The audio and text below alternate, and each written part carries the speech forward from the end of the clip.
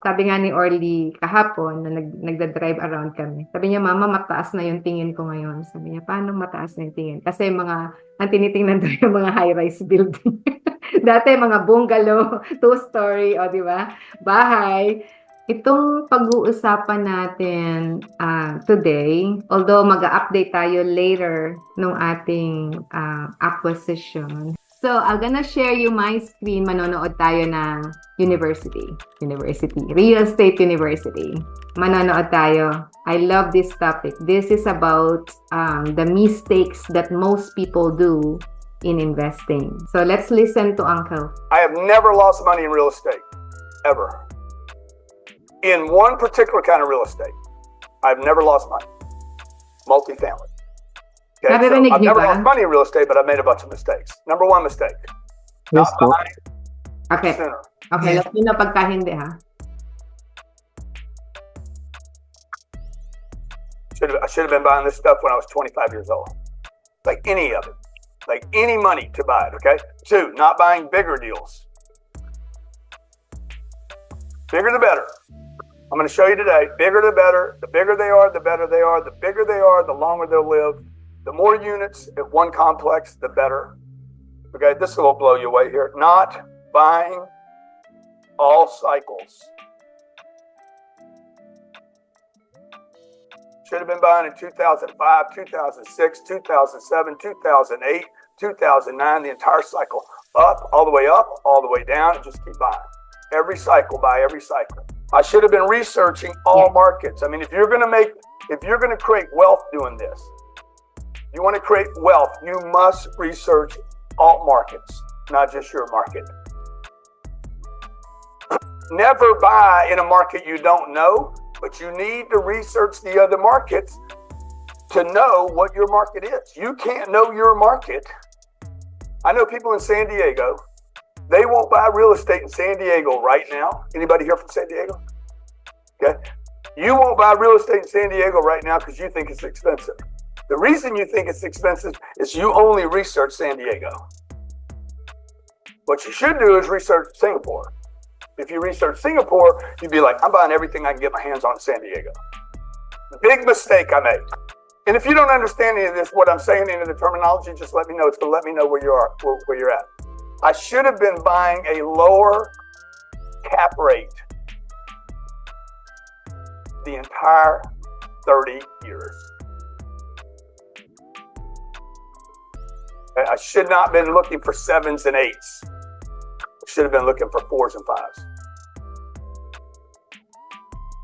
No, because it's a better piece of, when they appreciate, they appreciate faster. They explode. See, the formula for real estate is this.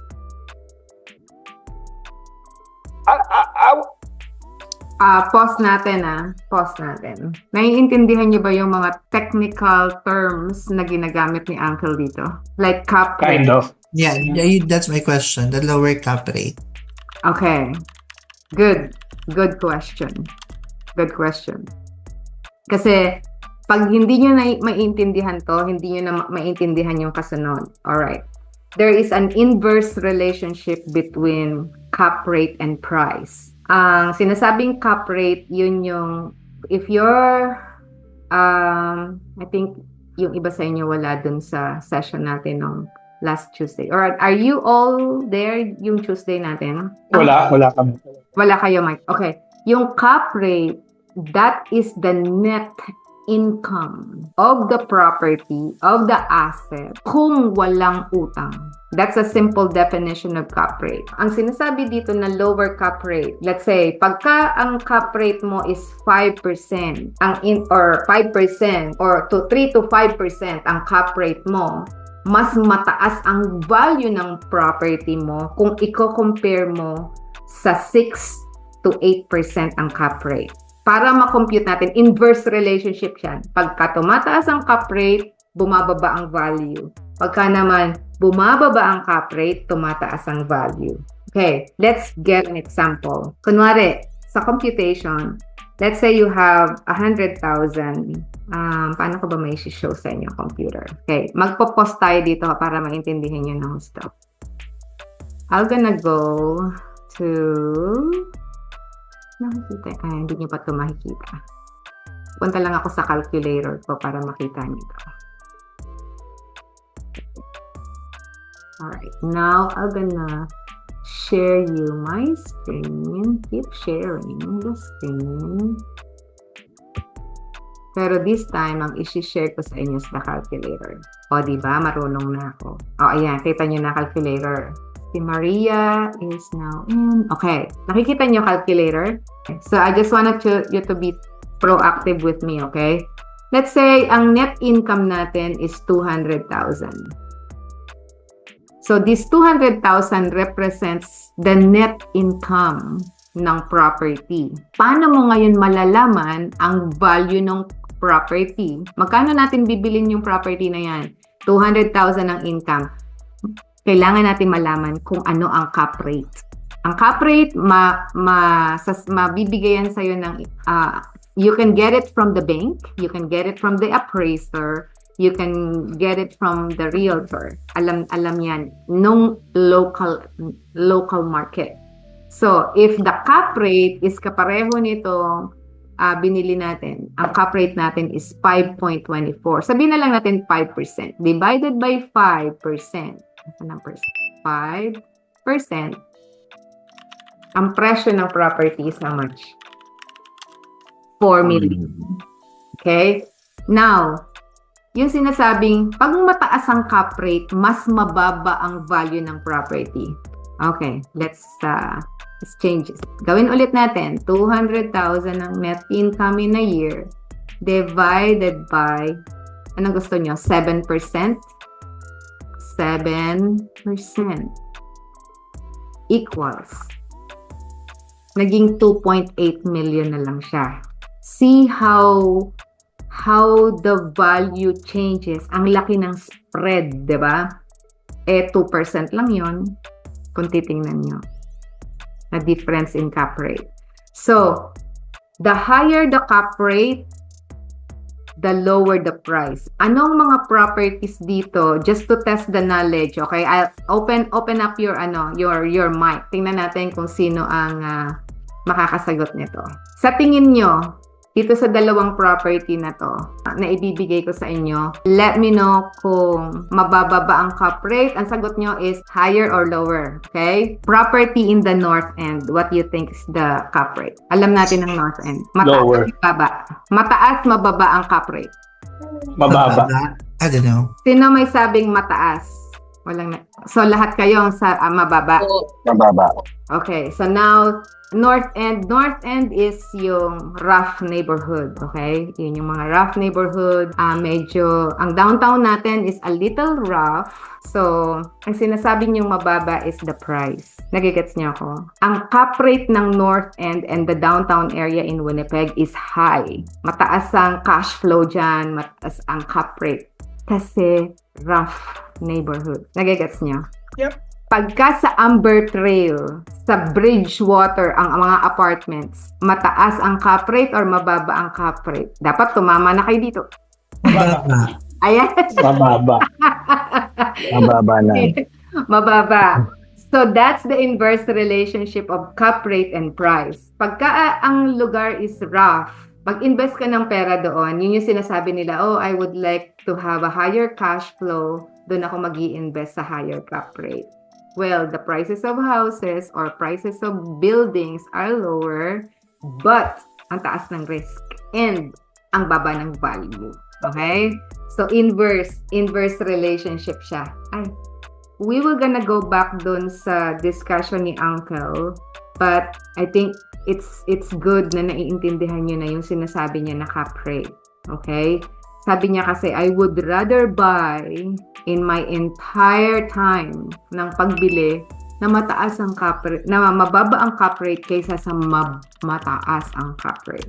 Kasi those A class, B class assets, mababa ang cap rate noon kasi ang mamahal ng property na yun. Ayan, kita ko na si Ed, si Brad, si Jen. Okay. So let's go and show you again. Hello, good evening. Use the club call. Jen, Sister Jen, Sister Maria, and who's the other one? I believe, okay, si Edwin is coming. Dinidiscuss ni Uncle dito yung mistakes niya about his mistakes in the past na ayaw na niyang maging mistakes din natin. So, he was saying that nagkamali siya kasi hindi siya nakabili agad anytime soon. Sabi niya, sana nag-start siya when he was age 25. Brian, ang lapit mo doon, nainggit tuloy ako. Anyways, nabaliktad yun sa akin doon 50 plus na biglang ganun ano. Not buying bigger deals. Kasi sabi nga, the bigger the deal, the better. So, well, we're thinking before that the 28 deals that we had acquired is big. Pero ngayon, lalo kayong maliit pala yon. Si Brian, nasabi niya yon when he was in the interactive. Sabi niya, maliit pala yung maliit pala yung 28 units. And then, not buying in all cycles, meaning kahit mataas ang market, kahit mataas ang presyo, kahit hindi maganda ang market, kahit maganda ang market, yung sinasabi nila na gano'n. May challenge ang market, merong foreclosures, or yung iba naman, masyadong nagbabubble. You have to know kung paano ka mag-enter in all cycles. And then, researching all. Hindi lang yung dito sa Winnipeg, so we are researching doon sa Edmonton. May kausap na ako commercial realtor sa Edmonton, sa Vancouver, so Toronto, at least dito sa local market natin sa Canada, we know what's going on para at least alam natin na we're doing good in Winnipeg. Kasi that's the only way you're gonna know the market kapag you know the other market as well. That's what he was saying. Okay, tuloy natin. I'm gonna love doing this course so much because there's nothing I love more than real estate. Like, I'm telling you, there's nothing that gets me more excited than this topic. Because for me, number one, I don't want to lose money. I refuse to lose money. Like, I'd rather give it to somebody than lose it. I don't want to lose money. So I don't want to make an investment in something where I lose money. I also don't want to worry about money. I don't want the drama. Okay, I got enough drama in life. I don't want drama around my dough. So I'm like, the lower the cap rate,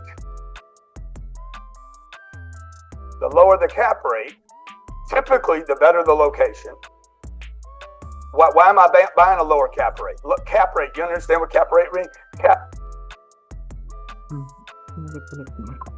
Sorry about that. Nagbabuffer for whatever reason. Cap rate. Look, cap rate, you understand what cap rate means? Cap rate means if I pay $5 million for a piece of property. Okay, and when I use numbers today, 500 grand, 5 million, 50 million, the zeros. If you can't figure out a bigger deal, if you can't figure out how to make sense of a bigger deal, then you don't understand little deals. So just all we're doing is adding zeros. So I'll always be talking about 5 million, 50 million. Don't think that you need to buy a $5 or $50 million deal. I'll tell you the perfect size deal to buy today to start with. But I'm just picking a number, okay? So cap rate means if I pay $5 million for a deal, cap rate always assumes I paid cash for the deal. I wrote a check. I would never do that, ever. I would never write a check for a deal. I would always finance a deal. But cap rate assumes I pay cash. Now, there would be one time when I would pay cash for a deal. It would just be temporary to buy it from him because he's in trouble. Here's your $5 million. I'll give it to you today. Let's go. You wanted $7. I'll pay you $5. Here's a check. Boom. Let's go. But I'm going to go finance that deal. Why would I not use cash? Because I want debt. Why would you not use cash? Like if you're super liquid, I want debt. I got $163 million in cash sitting in the bank right now. Okay, why would you use it? I'm fairly liquid. Okay. I want to get rid of it. Okay. I want to get rid of the cash. Okay. I want to get rid of the cash, but I want to use leverage. I'm going to use the 163 to get $500 million worth of real estate. I'm going to always use leverage. Always. I will always use it. If you're not willing to use leverage on these deals, you don't understand real estate. Okay, listen to what I'm telling you. How many of you have cash in the bank right now? Good. How many of you love real estate? Let me see your hand. Okay, good. How many have cash in the bank? You don't understand real estate. You don't understand real estate, dude. If you understood real estate, you would not have cash in the bank. How many have cash in, how many have money in the stock market? You don't love real estate. You do not understand real estate. Real estate is the best single deal on this planet. Income producing real estate. How many of you have equity in a home? You do not understand real estate if you got equity in a home. But I love where I live. Then good. Then you don't want to get wealthy. I want to get wealthy, man. I want money. I want to live in a different house every freaking 3 months. How many of you like that idea? Me. I don't even want to live in the same place. I just want to be like, I'm in Spain. I'm in Russia.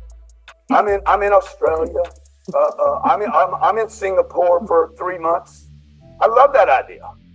I want to float, and my checks get sent to me, okay? And I'm being paid all the way into retirement, okay? I end up in an assisted living home, but I don't want to have to worry about it. I don't want to have to pay for it. Like I just want the assisted living to be paid for without worrying about it. Cap rate, a 5 cap rate. We love 5s right now. Just tell you. Oh, 5's too low. 5, only 5. Dude, I love 5s. 5 cap rate means if I pay $5 million for that property, I'll earn $250,000 a year on my $5 million. Everybody with me? If it's an 8 cap, I'm going to earn $400,000 for paying cash for that property. Right? You with me? The higher the cap rate, the lower the price. They go like this. Higher the cap rate, lower the price, higher the returns. Cap rate is never a deciding factor for me. It is for most real estate investors. It's a small enough room, I think. Mike, we might not need it. His question was, is the cap rate the deciding factor? The cap rate is never the first factor for me. I'll buy a deal at a 4 cap if I love the deal. Yeah. I must know. It could. His question is, if you buy a 4 cap and you're borrowing money on it at 4.5% or 5%, he's like, hey man, you're going to be less than 4. You're going to make 3.5%. I just bought a deal in Austin, Texas, $101 million. I'm probably going to earn 3.5% the first year. Tickled to death with it. $101 million deal, 3.5%, 6 times what the bank pays me, 6 times what the bank pays me, 87 acres of land, overlooking all of Austin. I'm being paid to wait patiently to bust somebody, like just take their freaking head off, because somebody's going to walk in there and pay me $140 million for that piece of property. Somewhere in the future, I'm going to pick up 40 large. Okay? Yes, sir. So look, we got 2 days to go back and forth on this, all right? All I'm telling you is one of my biggest mistakes.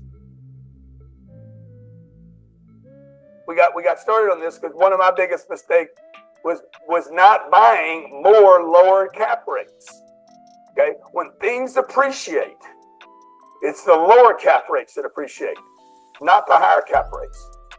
Grant, what type of internal rate of return do you guys look for in your 15 deals? to 20. 15 to 20, thank you. So I have achieved, we probably ought to have the disclaimer. I don't know what the full disclaimer is. Let me give you the disclaimer. You can lose money investing in real estate. Everybody say it after me. You can lose money investing in real Good. estate. Raise your right hand. I understand that. I understand that. There's your disclaimer. Okay, tell the SEC I gave it to you. Dapat pala meron tayong ganun mamaya. Yeah, everybody here knows that. Like, I mean, I don't even know why you got to keep putting that on stuff. Everybody knows that. There you go. Sarap makinig, ano? So, i-recap ko lang yung discussions na ginawa na pinag-usapan namin kanina. And that relates to that video where Grant Cardone discussed about the 5 mistakes he made in his real estate investing. Although he is worth $5 billion now, but still he keeps emphasizing on those kind of mistakes that he made. Okay, but before going further, I think kailangan nating mag-follow tayo dun sa niyan. Let's just remove all of our muted mics. Gagawa tayo ng disclaimer. Okay, gagayahin natin sila kasi we really have to be aware of what we are doing. Okay? So, kanina before the video starts, Brian, we have to be on our mic in the next minute. Sabi niya, I never lose money in real estate. I never lose money in real estate. And I'm telling you, sabi niya, never lose money on real estate. Yun talaga yung point of view niya. But he always had that disclaimer na lagi niyang binabasa. Actually, all of his team is reading it prior to sessions. Every time na may coaching kami, may mentoring kami, may club call kami, it's always that disclaimer saying, I can lose money in real estate. And I understand that completely. Kaya ba natin gawin yun dito? Of course. Diba? Kasi yung sinasabing security or there's no such thing like that. Na risk-free or there's nothing like that. There is always that risk. Pero the beauty of that is we have a mentor that always tells us and reminds us never lose money in real estate. Okay, let's just open up our video and then our microphones. Gagawin natin yung disclaimer na yan kasi officially, sa totoo lang, we're just waiting for the final papers na sasubmit sa atin na ibibigay sa atin ni lawyer and will all be anytime soon. Baka nga mangyari before the 15th eh. So but we have that kind of understanding within this team, within this group. Okay, let's go. Mike, buksan mo yung iyong camera. I would like to get this view of the whole of us. Let me see gallery. Yay! Okay. The 8. Yes. Tayong 8. 1, 2, 3, 4, 5, 6. Yes. Okay. Brian, yung mic mo, tsaka Bro Edwin, yung mic mo. Kahit maingay mo na saglit. Okay. We're gonna make a display. Okay. Sabay, sama ko po si Julian. Ha? Sama ko po si Julian. Oh, kasama mo si Julian. Okay. Nasa labas kayo Okay. Oops, si Sister Shawnee is asama niya din. Okay.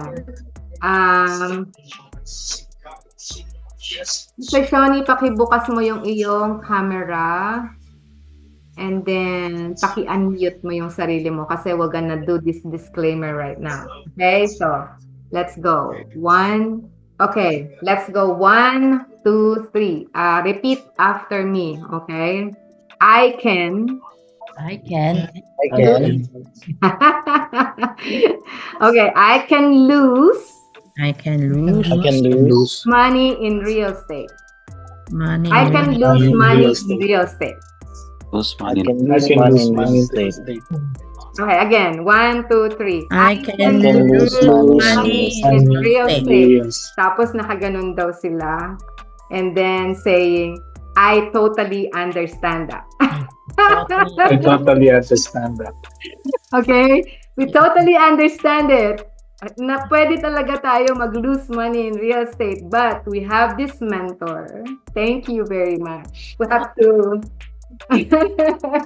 Okay, thank you very much. Kasi that's just an acknowledgement na hindi tayo nag-i-invest ng hindi tayo aware dun sa ating ginagawa. Okay? We can lose money in real estate, but we have a mentor that always tells us, do not lose money on real estate. Kasi he never lost money in it, in real estate. Since day one, he invested. And that's the same pattern na gagawin natin moving forward. Talagang meticulously, right? Meticulously. Kasi hindi tayo basta-basta mag-i-invest. Nandun yung aggressiveness natin to invest, but hindi tayo yung parang basta na lang mag-invest.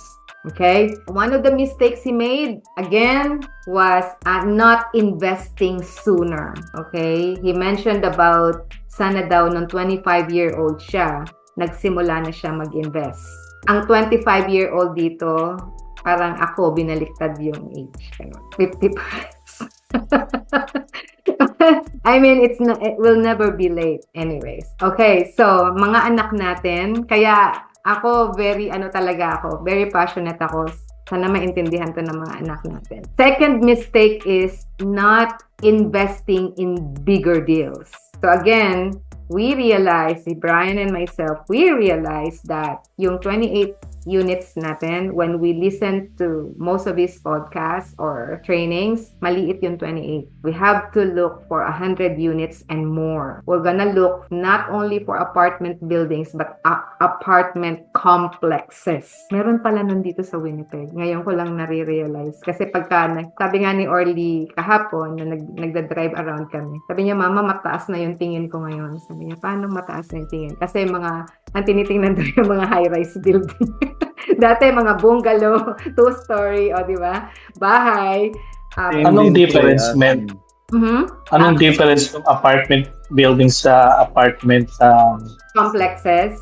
Complex. Ang apartment complex is yung isang facility where there are 3 or 4 buildings, more than 1 building. Meron silang common, like yung iba merong mga playground, yung iba may mga pool. Meron pala nun dito sa atin sa Winnipeg. So, it's a facility. Hindi na may mga gym, may mga it's a big apartment complex kung tawag. Apartment facility, not only 1 building. Yun yung complex. Parang meron sa Transco ng gano'n. Parang may mga nakita akong gano'n. Tapos napapaligiran nila yung mga superstore. Hindi superstore eh. Malapit sila sa Lucky's. Yeah, sa school. Ang Jefferson is apartment building. That's pero parang lumalabas na apartment complex siya kasi katabi niya ang strip mall. Oo.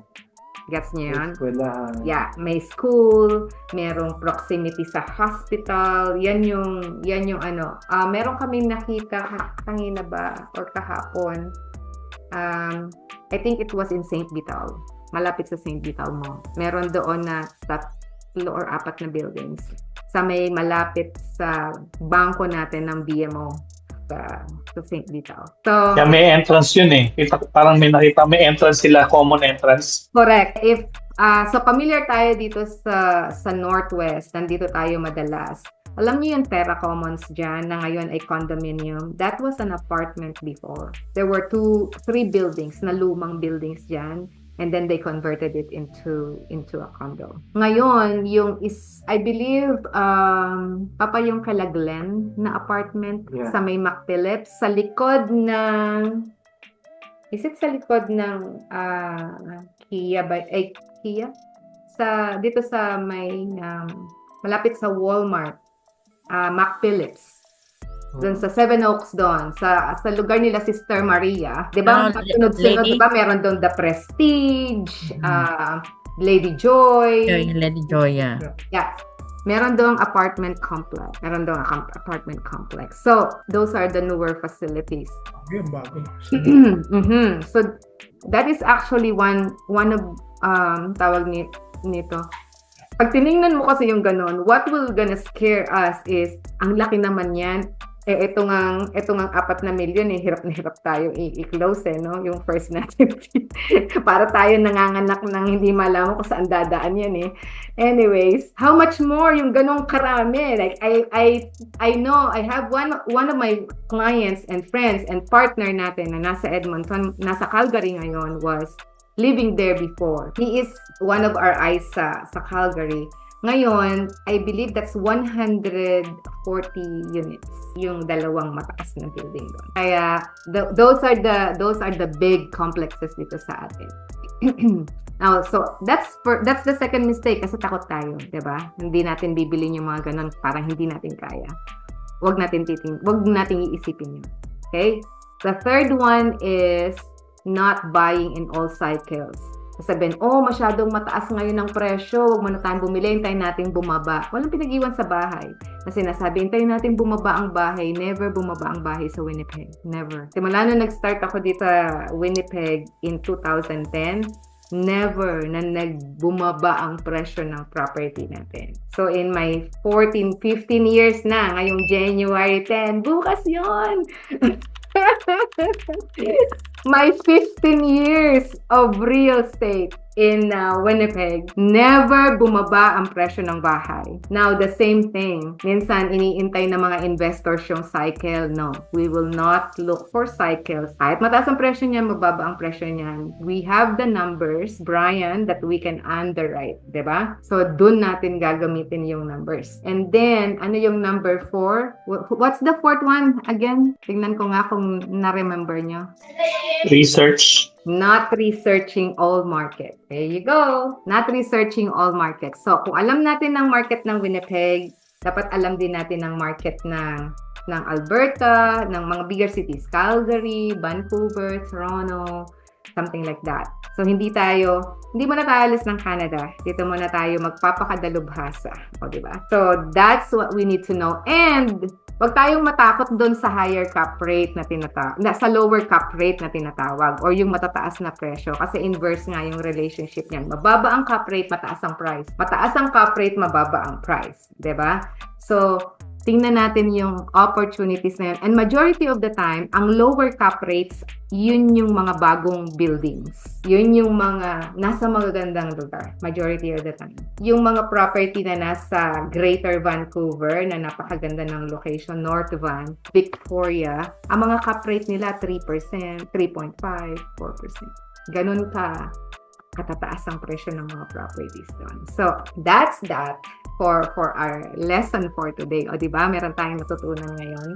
Ang nagturo pa sa atin si Uncle. Okay. We have a very good flow ng ating acquisition sa Jefferson. Ito na yung update natin. Yung pinirmahan natin nung Saturday, that's the agreement. In place na siya. Registered na yung ating mga pinirmahan. We're gonna have, I think, ipapadala sa atin yung individual signed copy natin. Yun lang, once everything is finalized.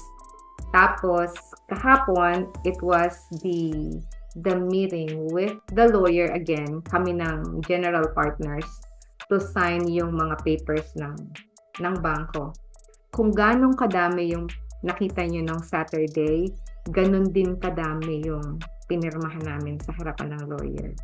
Na kami lang kaming 4 actually, na naandun sa lawyer's office. It took us parang 1.5 hours until dumating sila Joel. Nag-meet kami nila Joel last night at the lawyer's office kasi they'll have to sign as well dun sa paperworks nila doon. But bottom line is, hindi din ready yung kabilang lawyer to close. May mga inaasikas pa rin silang papers dun sa kabilang side. And at the same time, kaninang umaga until the time I message everybody, parang umuusok yung cellphone ko sa going back and forth sa lawyers, sa agents, sa bank, sa seller. So, kasi hindi nagko-communicate yung seller sa kanyang lawyer. So we ironed it out, ayos-ayos na ngayon. Last minute before this call, may pinapagawang papel that we have to formalize yung possession date ng January 15. Yun yung nire-request ni lawyer natin para at least it will be part of the file that the seller signed on that confirmation. Next week, January 15, that is Wednesday. Tama ba? That's a Wednesday. Okay. That's a Wednesday. That's the official possession date ng group natin. And hopefully, everything will be planchado na. And we can declare that Yes, nakabitin tayo ngayon lahat. Hindi pa kasi tapos. Nakabitin pa tayo lahat. Hindi pa natin masasabing natapos na natin, atin na yon. Hindi pa nakabitin. Pero basically, everything is done. Hindi pa lang siya nag-transmit. Kumbaga wala pa yung ganong klaseng transition from the seller's lawyer to the buyer's lawyer and vice versa. Kaya until now, I don't have the closing numbers pa. Ano ba talaga ang babayaran para sa closing? Yun yung the most exciting thing na mangyayari in the next 2 days or maybe tomorrow or Monday once everything is finalized, and then that's it. Wala man tayong transition ng susi dito, nakapareho ng bahay, di ba? Walang ganun. So it's just a matter of sending us notice that you are the new owner of the building, and everything is already transferred into our name. So, after this, magkakaroon ng title status similar to the title status na tinatanggap natin when we are buying a house. So, ganun din, magkakaroon din tayo ng ganun. And that you will say, yes, part ako nitong título na to. Diba? So, that's exciting. At yeah, okay. I think that is all for tonight unless you have questions. Kung meron kayong questions, let me know. And huwag kayong titigil ng kawawalis kasi baka meron pa magwawalis tayo. So, tawag niyan, everybody is naman, okay naman so far. When it comes to yung ating participation and everything is ironed out. Awa ng Diyos. And the bank itself sa BMO, sabi nila, wag daw natin siyang kalimutan pag mayaman na tayo. Pilipino yung manager doon. Mukhang balak niyang sumama sa next acquisition natin. And I'm so happy that they are very, very supportive of us. Pati yung accountant natin, yung lawyer natin, they're all very supportive of us dito sa move natin. Papa, you have something to say? Meron daw sasabihin si Orly. Hindi ko. Hindi na intindihan yung pagwawalis kasi Okay. anong wawalis?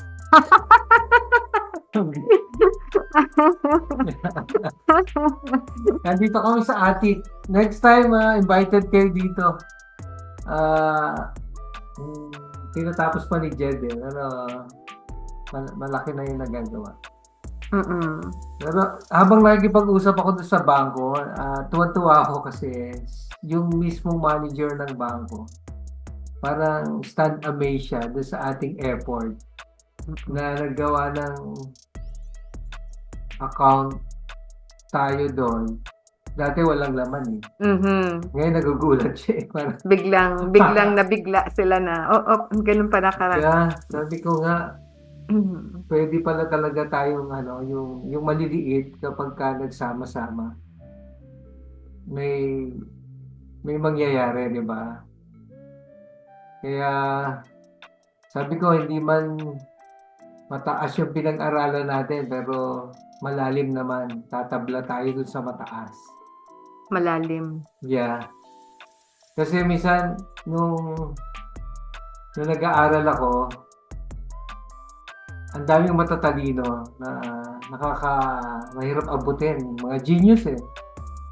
Kaya gumawa ako ng paraan. Sabi ko, mataas kayo, lalaliman ko na lang. Kaya ginawa mo silang leverage. At least alam nyo na ibig ko sabihin, di ba?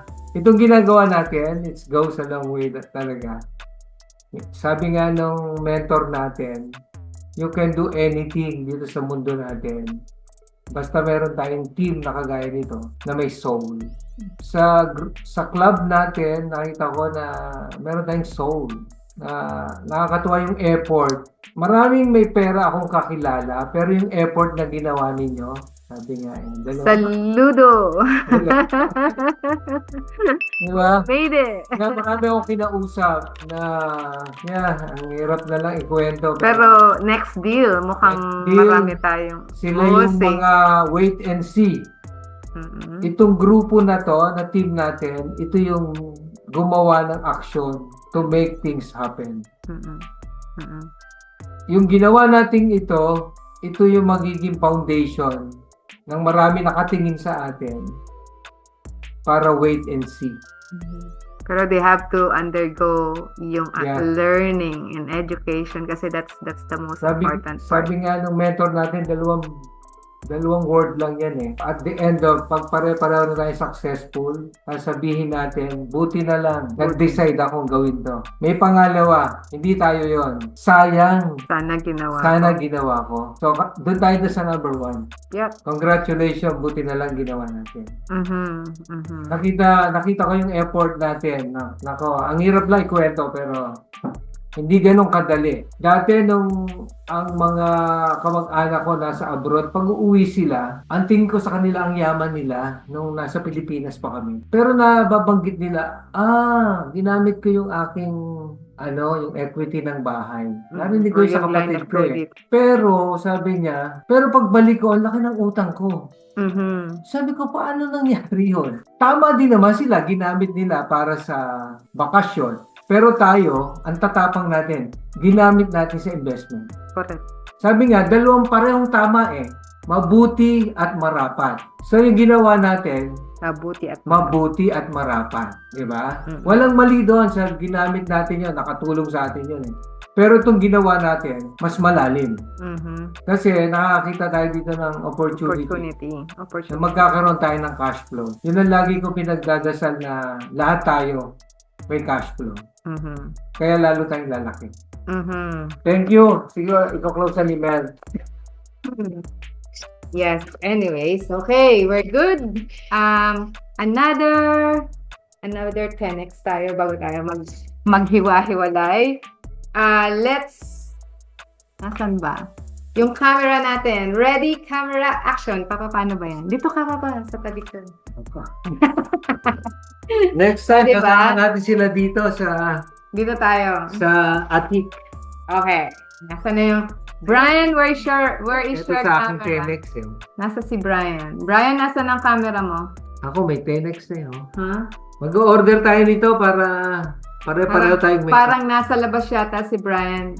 Nagkasabi na nga ba't Nag-drive po eh, sorry. Paano ka makakapag- Nakikinig lang po ako. Nagdadrive ka? Wow, Hindi, nakatigil naman po eh. Okay. Nakatigil naman po. Okay, let's do the 10x thing. Tayong lahat. Yes. Kakamera mo ba yan? May screenshot ko yan. Hindi po na imposible. Okay. Sige, si order na lang ang thing. Okay, 1, 2, 3. Print screen. 10X. Alright, another one. 1, 2, 3. There you go. 10x. Thank you very much. You also. Thank you po. Okay. Thank you. Have a good Thank you, everyone. Good night. God bless. Bye-bye. Good night, everyone. Good night. Bye.